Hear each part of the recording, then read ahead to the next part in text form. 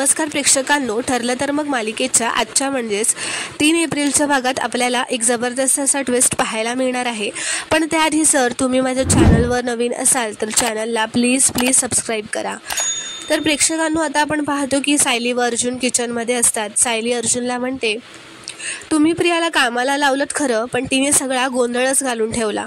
अर्जुन म्हणतो, पण एक गोष्ट बरी झाली, आता ती परत आपल्या रूममध्ये मी मदत करते असं म्हणत येणार नाही. तर आता सायली अर्जुनला म्हणते, तुम्ही वर जा, मी तुमच्यासाठी नाश्ता घेऊन येते. तर अर्जुन म्हणतो, नको, मी तुम्हाला मदत करतो, म्हणजे कामं कशी पटापट होतील. तर सायली म्हणते, पटापट होतील की वर करून ठेवली तशी दुप्पट होतील. तर अर्जुन म्हणतो, नाही, अजिबात नाही. तर आता ते दोघंही एकत्र स्वयंपाक करत असतात. सायली म्हणते, तन्वीला कधी घरातली कामं ना आवडायचीच नाहीत. कोणाशी चांगलं बोलायची सुद्धा नाही, ती सतत उद्धट बोलायची. अर्जुन म्हणतो, आणि विलासची. तर सायली म्हणते, हां, विलासची मात्र चांगलं बोलायची हा फक्त. तर अर्जुन म्हणतो, तुम्हाला तन्वीबद्दल ना जे आठवतंय ते सगळं सांगा, म्हणजे कसं मला केसमध्ये हेल्प होईल. तर आता सायली म्हणते, तन्वीबद्दलच्या काही चांगल्या आठवणीच नाही आहेत, फक्त स्वार्थीपणाच्या आहेत. कुठला तरी श्रीमंत मुलगा गाठायचा, त्याच्याशी लग्न करायचं इतकंच ध्येय होतं तिचं, म्हणून तर आधी तुमच्या गळ्यात पडली आणि आता अश्विन भाऊजींच्या. तर अर्जुन म्हणतो, म्हणजे तन्वीसाठी फक्त पैसा इम्पॉर्टंट होता. तर सायली म्हणते, हो, अगदीच. महिपत पण जेव्हा पहिल्यांदा आश्रमात आला होता ना, तेव्हा ना त्याने पैशांची बॅगच घेऊन आला होता. त्याला वाटलं मधुभाऊ त्यांना लगेच आश्रम विकतील, पण जसा मधुभाऊनी नकार दिला तशी लगेच प्रिया महिपतकडे गेली आणि ती बॅग तिने स्वतःकडे घेतली आणि वर आम्हाला सांगायला लागली की आश्रम विकल्याने आमचा कसा फायदा होईल. तर अर्जुन म्हणतो, म्हणजे ही गोष्ट महिपत आणि साक्षीच्या लक्षात आली असेल की प्रिया त्यांच्या कामाची आहे आणि मग त्यांनी त्यांचं पुढचं पाऊल उचललं, म्हणजे आश्रमातली एक मुलगी बरोबर त्यांच्या बाजूने करून घेतली आणि मग तिचा बरोबर फायदा करून घेतला. अर्जुन म्हणतो, तुम्हाला मधुभाऊंबद्दल इतकं माहिती आहे, म्हणजे प्रियाबद्दल जर इतकं माहिती आहे तर मधुभाऊंना प्रियाबद्दल किती माहिती असेल. तर सायली म्हणते, अहो खूप, मधुभाऊन इतकं तर प्रियाला कोणीच ओळखत नाही. तर अर्जुन म्हणतो, मग चला ना आपण मधुभाऊंना भेटूयात आणि त्यांना विचारूयात. तर आता इथे दामिनी देशमुखकडे एक माणूस आलेला असतो. या केससाठी किती पण रक्कम खर्च करण्याच्या तयारीने आलो होतो मी, असं तो म्हणतो. पण तरी तुमची फी वाटलं होतं त्यापेक्षा अधिकच आहे, थोडी कमी नाही का होणार? ही केस तशी सोपीच आहे, असं तो माणूस म्हणतो. तर दामिनी म्हणते, तुमची केस सोपी असती तर देशाच्या टॉप 5 वकिलांमधल्या एकीसमोर बसला नसतात तुम्ही. तुम्हाला चांगलंच माहिती आहे की तुम्हाला या केसमधनं फक्त ॲडव्होकेट दामिनी देशमुखच सोडवू शकते. पैसे खर्चावे लागतील. तर तो माणूस म्हणतो, तरी थोडे तरी कमी करा. तर ती म्हणते, 25 कोटींचा फ्रॉड केलात तुम्ही. तुमच्या विरुद्ध सगळे पुरावे कोर्टात आहेत. तुमचं पुढचं हिअरिंग हे शेवटचंही असू शकतं आणि मग तुम्हाला 10 वर्षांची जेल. पण हा निर्णय फक्त मीच घेऊ शकते. तुम्हाला माहिती नाही असे पुरावे मी कोर्टात सिद्ध करू शकते आणि हा फ्रॉड तुम्ही केलाच नाही आहे हे सिद्ध करू शकते. अट फक्त एकच, 15 करोड. तर तो म्हणतो, 15? हा आकडा खूप जास्तच नाही आहे का? ती म्हणते, हे माझ्या बुद्धी आणि वेळेचे पैसे आहेत. हे एकदा का माझ्या बँकेत दिले ना, हे पैसे बँकेत आले की तुम्ही निर्दोष सुटलातच म्हणून समजा. तुम्ही गुन्हा केलाय की नाही मला याच्याशी काहीच लेणं घेणं नाही आहे. जमत नसेल तर आत्ताच सांगा. माझ्या एक सेकंदाचं मूल तुम्हाला परवडणार नाही आहे. तर तो माणूस म्हणतो, नाही, मी देईन तुम्हाला रक्कम, मला जेलमध्ये नाही जायचं आहे. तर दामिनी म्हणते, आकाशात वीज तळपताना बघायची असेल तर फुकटात बघता येते, पण कोर्टात वीज तळपताना बघायची असेल तर हाच निर्णय घ्यावा लागतो. तर आता सायली व अर्जुन मधुभाऊंकडे आलेले असतात. मधुभाऊ म्हणतात, प्रियाबद्दल वेगळं असं काय सांगू तुम्हाला? जावे बापू, तुम्ही तर तिला तर चांगलंच ओळखता. तर अर्जुन म्हणतो, पण तुम्ही तिला लहानपणापासून ओळखता मधुभाऊ, तुम्हाला तिच्या वागण्यात काही प्रॉब्लेम दिसला होता का? तर मधुभाऊ म्हणतात, प्रिया लहानपणापासूनच स्वार्थी होती. माणसं कशी तोडायची हे तिला बरोबर जमायचं. ते म्हणतात, एकदा आमच्या आश्रमात एक नवीन दाम्पत्य आलं होतं. त्यावेळेला मी पनवेलमध्ये नव्हतो, तर तिने त्यांना परस्पर पाठवून दिलं आणि मी नंतर विचारल्यानंतर मला हे सांगितलं की आधीच इथे खाणारी तोंड किती आहेत, आता आमच्या मुखातला घास परक्यांना का द्यायचा? त्यानंतर एकदा मी वाणसामान आणायला पाठवलं प्रियाला, तर कमी प्रतीचं सामान आणून वरचे पैसे स्वतःकडे ठेवले तिने. एकदा तर दळण आणायला सांगितलं, तर गहू विकून परत आली आणि कांगावा असा केला की रस्त्यात गहू सांडले. नंतर ते मला कळलं, तेव्हापासून तर मी कोणतीही जबाबदारी तिच्यावर टाकलीच नाही.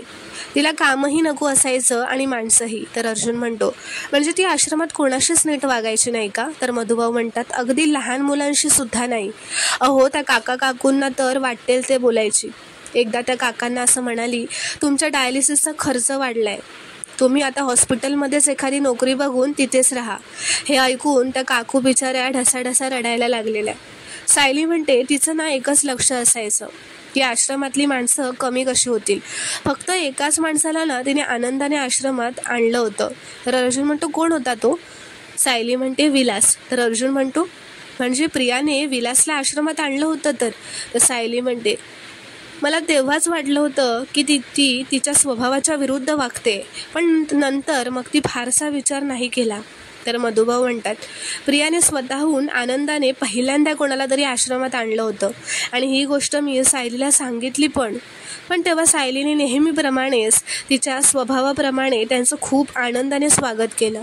तर आता अर्जुन म्हणतो, अहो, ही इतकी इम्पॉर्टंट गोष्ट तुम्ही मला आधी का नाही सांगितली? तर आता इथे दुसरीकडे महिपत हा खूपच आरडाओरडा करत खुश होत दामिनी देशमुखच्या केबिनमध्ये येतो व म्हणतो, अहो, किती वर्ष तुम्हाला भेटण्याची आम्ही वाट बघितली. तर आता दामिनी चिडूनच उभी राहते व म्हणते, शट अप, कोण आहात तुम्ही? माझ्या पिऊनने तुम्हाला आत कसं काय पाठवलं? ती प्रताप, म्हणजे त्याच्या पिऊनचं नाव जोरातच ओरडते. तर महिपत म्हणतो, मी कोणाला विचारलंच नाही ना, मी डायरेक्ट आत आलो. ती म्हणते, गेटअप, मी अपॉइंटमेंट घेतल्याशिवाय देवालाही भेटत नाही. तर महिपत म्हणतो, देव आणि यमराज कोणाची अपॉइंटमेंट घेतच नाहीत आणि मी तसाच आहे. तो म्हणतो, यांनी माझं नाव सांगितलं ना तुम्हाला? नागराजने. माझं नाव शिखरे म्हणजे काय? टॉप. तुम्ही वकील लाईनमध्ये टॉप, मी बिल्डर लाईनमध्ये टॉप. अशी दोन माणसं भेटली की सगळं कसं टॉपच होणार. तर आता इथे दुसरीकडे सायली अर्जुनला म्हणते, ही इतकी महत्त्वाची माहिती आहे का हो? अर्जुन म्हणतो, ऑफकोर्स, तुम्हाला कळत नाही आहे का मिसेस सायली? तन्वीने विलासला आश्रमात आणलं हा एक मोठा प्लॅनचा भाग असू शकतो. याने खूप कनेक्शन्स होत आहेत. तुम्ही मला हे आधी सांगायला हवं होतं मिसेस सायली. त्या सायली म्हणते, अहो, आपण खुणाच्या आधीच्या दिवसांबद्दल कधीच बोललो नाही, त्यामुळे कदाचित राहून गेलं. मधुभाऊ म्हणतात, आश्रमात आलेला प्रत्येक माणूस आपला जो काळा भूतकाळ असतो तो मागे सोडून आलेला असतो. लहानांना सोडा हो, मोठ्यांनाही याचा खूप त्रास होतो. मग मी कोण, कधी, केव्हा व का आश्रमात आलाय हे उकरून कधी काढलंच नाही. सायली म्हणते, मला पण हीच सवय आहे, म्हणूनच कदाचित माझ्याकडनं विलासबद्दल सांगायचं राहून गेलं. तर आता अर्जुन खूपच चिडलेला असतो. सायलीवर तो खूपच चिडतो व उठूनच म्हणतो, तुम्ही किती कॅज्युअली सांगताय हे सगळं? तुम्हाला आश्रमातली बाकीची माणसं आणि विलास सेमच वाटतायत का? मी प्रियाबद्दल तुम्हाला आता विचारतोय, पण याआधी 1000 वेळा मी तुम्हाला सांगितलंय, तुम्हाला विलासबद्दल जे जे आठवतं ते सगळं मला सांगा, पण तरीही तुम्हाला तेव्हा आठवलं नव्हतं हे. तर आता अर्जुनला तापलेलं बघून मधुभाऊसुद्धा उठून उभे राहतात. इथे दुसरीकडे दामिनी महिपतला म्हणते, झालं बोलून, आता तोंड बंद करायचं आणि कान उघडे ठेवायचे. तुमच्या बोलण्यावरून तुम्ही सुसंस्कृत व चांगल्या घरातले आहात असं तर वाटत नाही आहे, म्हणून तुमच्या भाषेत सांगते, लायकीत राहायचं. नंबर 1, आणि तुमचं जे काय नाव असेल ना त्याची दामिनी देशमुख या नावाशी कंपॅरिझन कधीच करायची नाही. नंबर 2, माझी अपॉइंटमेंट घेतल्याशिवाय माझ्या ऑफिसच्या आजूबाजूला फिरकायचंही नाही. आणि नंबर 3, आता जरा जसे उद्दामपणे वागलात ना तसे कोणाशीही वागायचं नाही, आणि माझ्याशी तर नाहीच नाही. कसे आलात ते आठवतंय ना, तसे दरवाजातून बाहेर जायचं आणि घरी जायचं, आणि परत यायचं असेल तर अपॉइंटमेंट घेऊनच यायचं. ती म्हणते, आऊट, असं ती जोरातच गेट आऊट म्हणून ओरडते. तर आता इथे मधुभाऊ अर्जुनला सांगतात, जावई बापू, तुम्ही एवढे का चिडलात? आमचं काही चुकलं का? अर्जुन म्हणतो, मधुभाऊ सॉरी, मी आवाज वाढवायला नको होता. अर्जुन म्हणतो, मधुभाऊ, अहो, विलास हा महिपतने तुमच्या आश्रमात प्लांट केलेला माणूस होता, आणि मला आत्ता कळतंय की महिपतने हे काम प्रियाकडून करून घेतलं. तो म्हणतो, अहो मिसेस सायली, तुम्हाला तर माहितीच आहे ना, आपण आधीपासूनच प्रिया आणि साक्षीचं कनेक्शन प्रूव्ह करण्याचा प्रयत्न करतोय, तरीही तुमच्या ही गोष्ट लक्षात नाही आली का? सायली म्हणते, अहो माझ्या ही गोष्ट आधी लक्षात यायला हवी होती, पण चूक झाली माझी आता. वकील म्हणून माझ्यावर जसे वकील म्हणून चिडला आहात ना, तसेच बायको म्हणून मला माफ करा ना, असं ती कान पकडून म्हणते. सायली कान पकडूनच मधुभाऊंना म्हणते. असं म्हणाल्यानंतर ती मधुभाऊंना असं म्हणते की मी ना यांची केस पार्टनर आहे मधुभाऊ, आणि मी माझं जर काम नीट नाही केलं ना तर हे माझ्यावर असेच चिडतात. पण ह्यांना सांगा ना मधुभाऊ, मला आता माफ करा, मला कामावरून काढू नका. तर अर्जुन गालातच हसत म्हणतो, मधुभाऊ तुमची मुलगी ना फारच लबाड आहे. समोरच्याचा राग कसा काढायचा हे तिला बरोबर कळतं. सांगा तिला की तिला ड्युटीवरून नाही काढलं आहे, कारण मी तिच्याशिवाय कामच करू शकत नाही. सायली म्हणते, मधुभाऊ यांना सांगा ना, हवं तर मला शिक्षा द्या, हा पण छोटीशीच द्या. तर आता मधुभाऊ म्हणतात, पुरे तुमच्या या भांडणात मला ओढू नका, तुम्हाला जे बोलायचं आहे ते परस्पर बोला बघू. तर अर्जुन म्हणतो, मिसेस सायली, ही गोष्ट लाईटली घेण्यासारखी नाही आहे. मी तुम्हाला दोघांनाही सांगतोय, प्रिया, विलास, खुणाची रात्र आणि त्या आधीचे काही दिवस, त्यांबद्दल तुम्हाला जे काही आठवत असेल, अगदी तुम्हाला जर वाटलं की ते इम्पॉर्टंट नाही आहे तरीही मला सांगायचं. साक्षी जेलमधून बाहेर येण्याआधीच आपल्याला खूप पुरावे शोधायचे, म्हणून प्रत्येक गोष्ट आपण शेअर करायला राहायला हवी. कुठून काय क्ल्यू मिळेल सांगता येत नाही. तर आता इथे महिपत व नागराज दामिनीच्या केबिनमधून बाहेर आलेले असतात व ते तिथेच बसतात. महिपतला खूपच राग आलेला असतो. नागराज म्हणतो, तू दाखवायला गेलास महिपत शिकरे कोण आहे ते, पण तिने तुलाच दाखवलं की ॲडव्होकेट दामिनी देशमुख कोण आहे. एवढं अगतिक मी कधीच नव्हतं बघितलं तुला महिपत. तर महिपत म्हणतो, कसं बघणार महिपत नागराज शेठ, आजपर्यंत असं बोलायची कोणी हिंमतच नाही ना केली आम्हाला, आणि कोणाच्या मनात तसा विचारही आला असता तर तिथल्या तिथे ठोकला असता. तर नागराज म्हणतो, मग आता काय, तुझ्या बंदुकीला जंग पकडला का. तर महिपत म्हणतो, नागराज, माझ्या बंदुकीवर संशय घेऊ नका. आता काय आहे ना की ती एकच बाई जी माझ्या लेकराला जेलमधून सोडवू शकते हा विचार केला मी, म्हणून माझं आणि बंदुकीचं तोंड बंद केलं. माझे हात दगडाखाली होते. अशी डोक्यात गेली होती ना ती देशमुख बाई, असं वाटत होतं तिथल्या तिथे चिरून टाकावं. पण काय करणार, बापाचं काहीच आडवं आलं ना. आता त्या बाईने किती पण नखरे दाखवले तरी ते सहन करावेच लागणार, म्हणून गप्प बसलो. तर आता दामिनीचा पिऊन तिला येऊन सांगतो की मॅडम, ते अजून बाहेरच बसलेत, ज्यांना तुम्ही निघायला सांगितलं होतं, जे न विचारता ऑफिसमध्ये घुसले होते. तर ती म्हणते, दामिनी म्हणते, ते अजून थांबलेत का, पाठवा त्यांना. तर आता नागराज म्हणतच असतो, चल रिया, मी नाही आता थांबणार, अजून मी चाललोय, मला नाही वाटत ती बाई आता आपल्याला बधेल. तर महिपत म्हणतो, बधणार बाई, नक्की बधणार, त्यासाठी 2 तास 4 तास किती पण वेळ लागू दे, आपण इथून हलायचं नाही. नागराज म्हणतो, काय सोनं लागलंय का या बाईला, काय कळत नाही, सगळे हिच्याचकडे काय येत आहेत. तर आता तो पिऊन येतो व म्हणतो, चला साहेब, मॅडमनी बोलवलंय. महिपत म्हणतो, बघितलं ना नागराज शेठ काय बोललो होतो, मॅडम बोलवणार आपल्याला.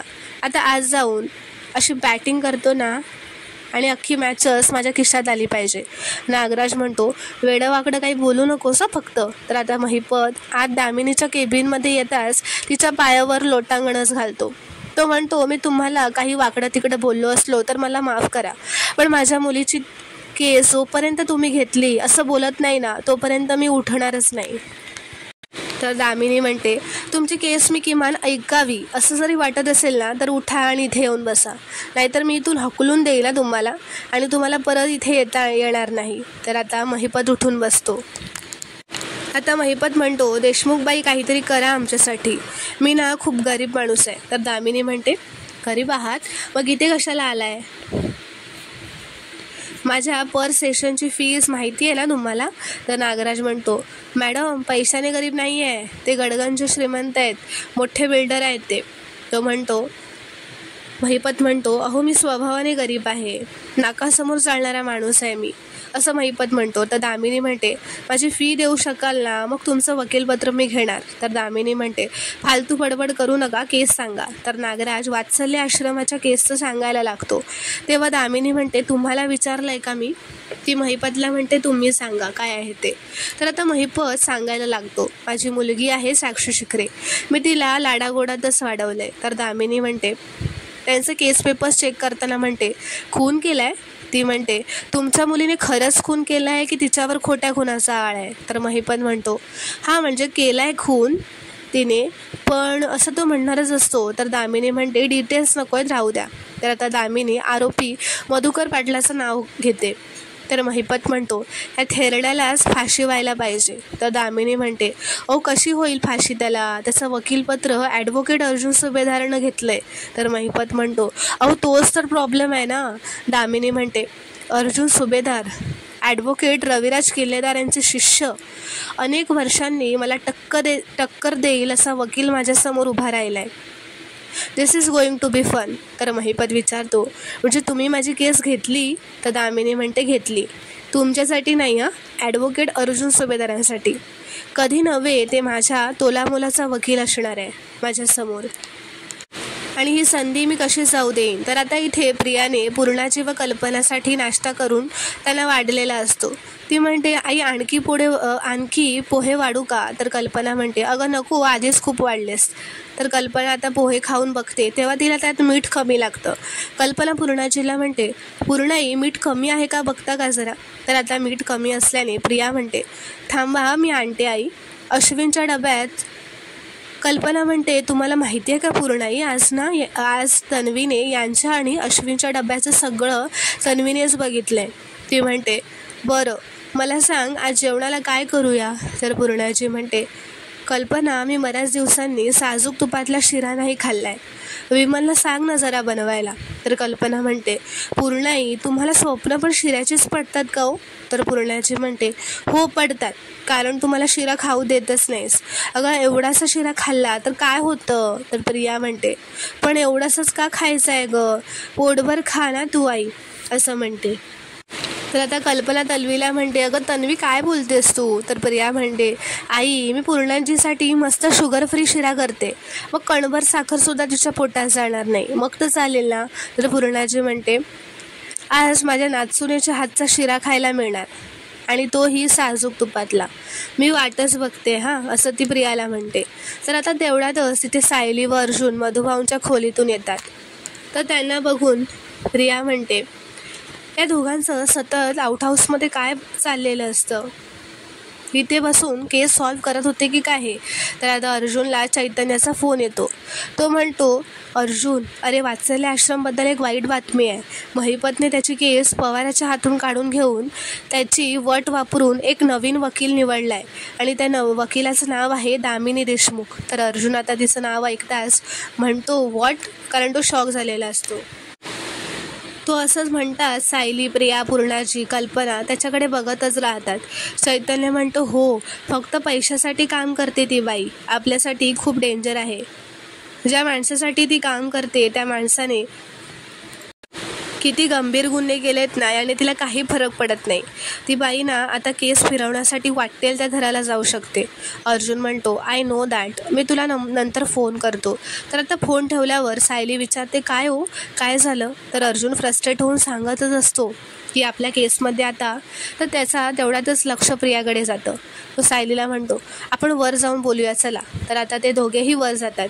कल्पना म्हणते, पूर्णाई तुमचं झालं आहे का खाऊन? तुम्हाला मी तुमच्या खोलीत सोडते. व ते दोघेही तिथून निघून जातात. तर आता प्रियाच असते एकटी किचनमध्ये. तर प्रिया म्हणते, अर्जुन केसबद्दल काहीतरी बोलता बोलता थांबला. केसबद्दल त्याला असं काहीतरी कळलं असेल का वेगळं? तर आता पुढील भागात काय घडणार हे पाहणं खूपच रोमांचक ठरणार आहे. व्हिडिओ पूर्ण बघितल्याबद्दल धन्यवाद. व्हिडिओ आवडल्यास कॉमेंटमध्ये नक्की कळवा व चॅनलला प्लीज सबस्क्राईब करा.